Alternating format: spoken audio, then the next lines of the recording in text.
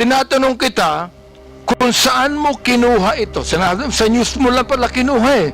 Wala kang documents. You cannot even tell me if you're telling facts or truth. Sir, nasa Tapos news po kasi sasabihin na mo, tanga ang mag-uutang gobyerno. tayo. My goodness, ibig mo sabihin, you're going to base your statement, tanga ang gobyerno, sa news na nabasa mo, Mr. Chair, and then you're telling me you're a journalist, and you're telling me that you're speaking the truth? Mr. Chair, respectfully po, those are my feelings. Kasi binamigay natin yung pera sa Therefore, if APCAP. that's your feeling, Mr. Chair, I demand that you apologize to this committee.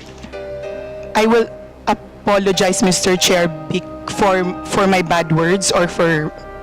I apologize for my bad words, sir. I Mr. apologize for saying the word tanga in my post. Maraming salamat, Mr. Chair, for admitting that, no?